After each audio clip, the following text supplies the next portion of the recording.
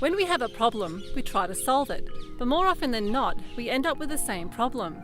This is normal and inevitable, and it is no way due to your faulty problem-solving skills. We can't solve our problems because the thought processes that led to the problem in the first place remain the same.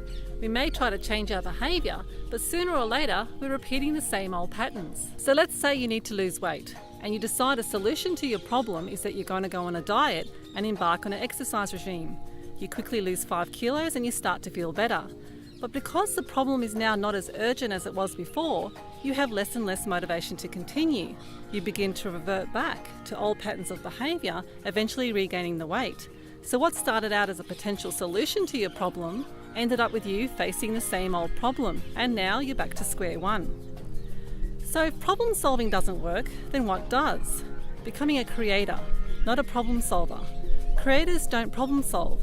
They create what they want to see happen in their life in the long run. A creator will look at the issue of losing weight with a different lens. He or she will ask, what results do I want to create in my life? They may say, I want to create a healthy body.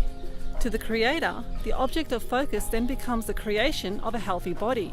This means that everything that he or she does is directed towards achieving that end result.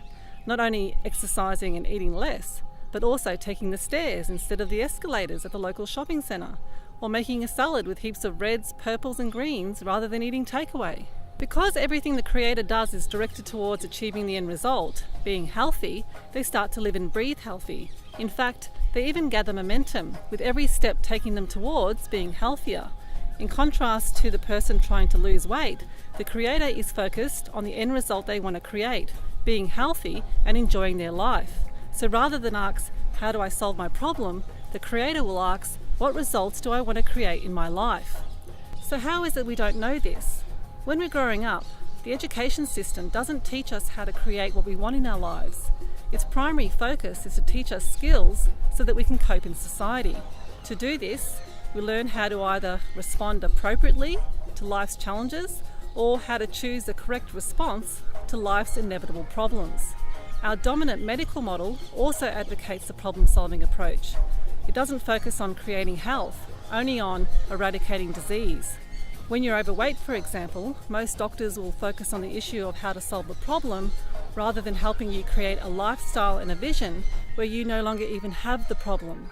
With these models dominant in our society, you did not learn how to create the life you wanted, only the life that you wanted to avoid. Your goal is to consistently create what matters most to you in your life. The steps to creating the results you want are: number 1, imagine or envision the end result that you want to create. Number 2, look at your current reality. What do you need to learn and do to take steps to creating what you want? Number 3, take action to bring your creation into being. And number 4, create momentum.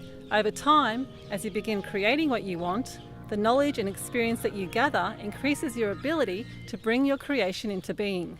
When you focus on what you want in your life, you'll put in the necessary steps to living the life that you want. You'll choose health rather than just trying to lose weight.